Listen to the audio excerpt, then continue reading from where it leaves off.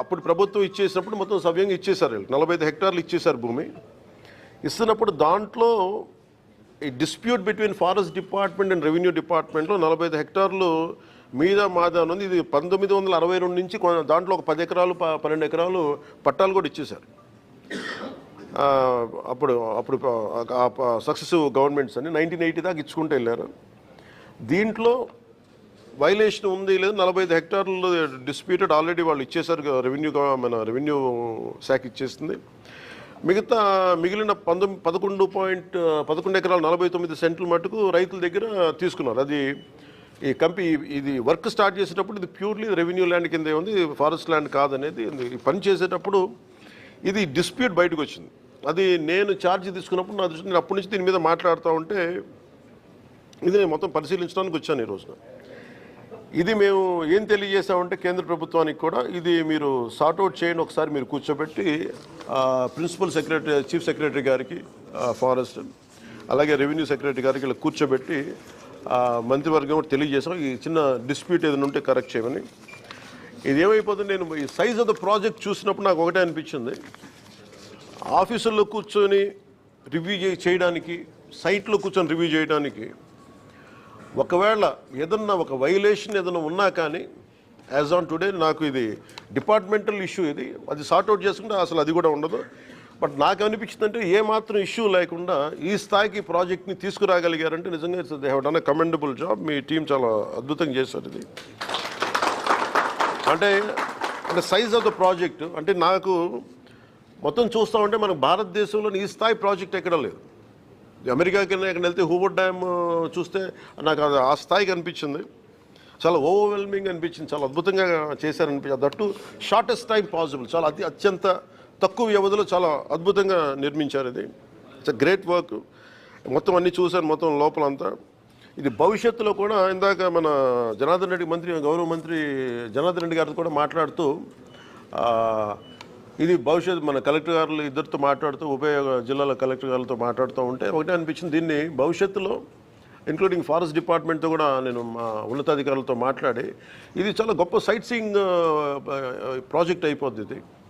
అలాగే ఇది చాలామంది ఒక గ్రేట్ ఎడ్యుకేషనల్ టూర్ అవుతుంది ఇది. అలాగే బోల్డంత ఎంప్లాయ్మెంట్ వస్తుంది దీనికి ఇక్కడ. సో వీటన్నిటిని మనస్ఫూర్తిగా చూసి 1-2 వైలేషన్స్ ఏమైనా ఉన్నాయి, ఒకళ్ళ దృష్టిలో ఏదైనా ఇవన్నీ చేసినా కానీ సార్ట్అవుట్ చేయకపోతే ఖచ్చితంగా వీళ్ళకి సహకరించాల్సిన అవసరం ఉంది. మ్యాగ్నానిమిటీ ఆఫ్ దీన్ని ఈ ప్రాజెక్ట్ తాలూకు సైజ్ అలాంటి ప్రాజెక్ట్ ఇది. 1-2 చిన్న చితక ఏదైనా ఉంటే కనుక దాన్ని ఖచ్చితంగా దాన్ని గవర్నమెంట్ సహకరించి దీన్ని, ఎందుకంటే ఇది మేము తీసుకున్న నిర్ణయం కాదు, ఏమైనా ఉంటే ఇది కేంద్ర ప్రభుత్వం దృష్టిలో పరిధిలో పంపించి మా సైడ్ నుంచి ఇది చీఫ్ సెక్రటరీ గారికి, మన ఫారెస్ట్ PCCF గారికి అలాగే కూర్చోబెట్టి దీన్ని పూర్తిగా అసలు ఆ చిన్నపాటి ఏమన్నా కరెక్ట్ చేయమని ఈ ప్రాజెక్ట్ మనస్ఫూర్తిగా ముందుకెళ్ళాలి. ఎందుకంటే ఇన్ని 10,000 కోట్లు పెట్టుబడి పెట్టిన తర్వాత దాదాపు ఇంకొక 24 ఇంకొక 14,000 అంటారు, ఇంకో 40,000 కోట్లు 12,000 కోట్లు పెట్టేసారు. 12,000 కోట్లు పెట్టాలి, అదనంగా ఇంకో 10,000 కోట్లు పెట్టాలి. ఈ ప్రాసెస్లో దీన్ని చిన్న చిత్తగా ఏదైనా సమస్యలు ఉంటే ఇది బిట్వీన్ రెండు డిపార్ట్మెంట్స్ మధ్యన ఇష్యూ కాబట్టి అది మేము కూర్చొని అవసరమైతే క్యాబినెట్ దృష్టికి తీసుకెళ్తాం, ముఖ్యమంత్రి గారి దృష్టికి తీసుకెళ్తే దీన్ని సాల్వ్ చేసి దీన్ని ఈ ప్రాజెక్ట్ వెళ్ళేలా ప్రభుత్వం ముందస్తుగా దీనికి మద్దతు తెలుపుతాము. ఇది భారతదేశంలోనే ప్రధానమంత్రి గారు ప్రత్యేకించి చెప్పింది 1 నేషన్ 1 ఎనర్జీ కాన్సెప్ట్. ఇది అంటే సెల్ఫ్ రిలయంట్ భారత్, ఆత్మనిర్భర భారత్ అని మన ఎనర్జీ అవసరాలు, మనకు కావాల్సిన అవసరాలు మనమే సమకూర్చుకునేలాగా ఈ పర్టికులర్ ప్రాజెక్టు ఇది ఫుల్ ఫ్లెడ్జ్డ్గా ఇంకొక కొంత సమయంలో, తక్కువ సమయంలోనే ఇది ఆపరేషన్లో వచ్చినప్పుడు అవసరమైతే ఇది విదేశాలకు కూడా మనం దీన్ని అమ్మి దీనివల్ల మనకి చేసి దానివల్ల మనకి ముఖ్యంగా ఫారిన్ ఎక్స్చేంజ్ రెవెన్యూ కూడా దేశానికి వచ్చే బలమైన అవకాశాలు ఉన్నాయి. ఈ టెక్నికాలిటీస్ అన్నీ లేదా టీమ్ స్పీక్.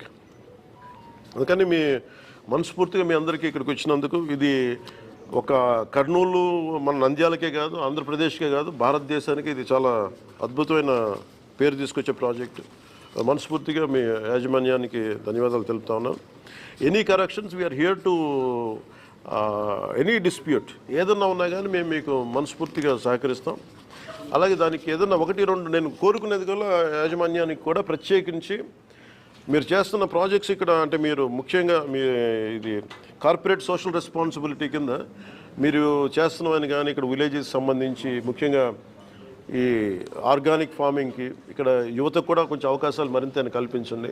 అలాగే మీరు ఇందాక మనం మాట్లాడుకున్నట్టుగా కలెక్టర్ గారు చెప్తా ఉన్నారు, పాలిటెక్నిక్ కానీ ఈ ఐటీఐ స్కిల్ డెవలప్మెంట్ కూడా మీరు ఏదైనా చేయించండి.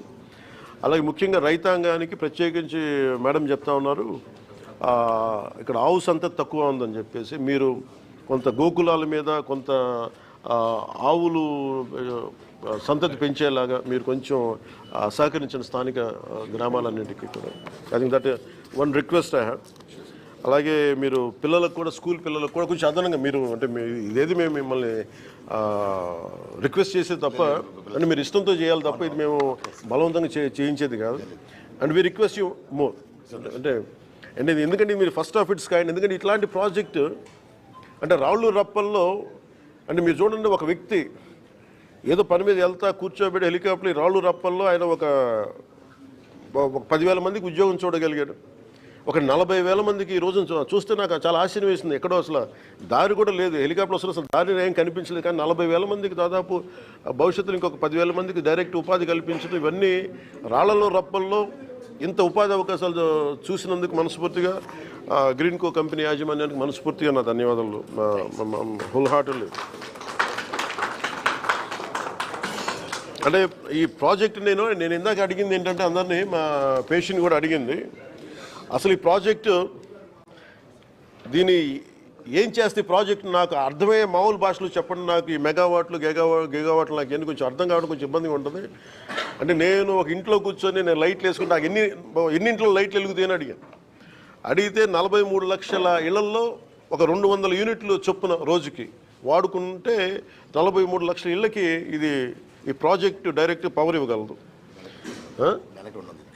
నెలకి 200 యూనిట్లు. అలాగే అగ్రికల్చర్ లోడు రాష్ట్రంలో 50% అగ్రికల్చర్ లోడుని ఈ ప్రాజెక్టు తీర్చగలదు. అంటే ఆంధ్రప్రదేశ్ తాలూకు ఎనర్జీ అవసరాలని 3వ వంతుని ఈ ప్రాజెక్టు అంత సత్తా ఉన్న ప్రాజెక్టు. సో అందుకని మనస్ఫూర్తిగా ఇలాంటి ప్రాజెక్ట్ని మీరు ఆంధ్రప్రదేశ్లో పెట్టినందుకు ఎవరు చూడనప్పుడు మీరు అంటే ఈ రోజున నిన్న మన ఎన్టీపీసీ కూడా చూసాం, మన ప్రధానమంత్రి గారు ఓపెన్ చేశారు. మోర్ దెన్ గవర్నమెంట్ ఏజెన్సీస్ కంటే ముందే వీటన్నిటికంటే ముందు ఆయన ఒక విజన్తో చూశారు.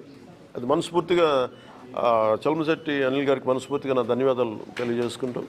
అలాగే సంపూర్ణంగా మేము ఏదైనా ఇష్యూ ఉంటే ఫర్దర్గా మా డిఎఫ్ఓ గారు కూడా ఇక్కడే ఉన్నారు, నా దృష్టికి ఆవిడే తీసుకొచ్చారు. ఇది కొంచెం పారదర్శకంగా we are here to encourage. At the same time any corrections ఉంటే మీరు ఏదైనా కొంచెం పెద్ద మనసుతో కొంచెం సహకరించండి, మేము కూడా అలాగే సహకరిస్తామని తెలియజేసుకుంటాం. థ్యాంక్ యూ అండ్ జై హింద్.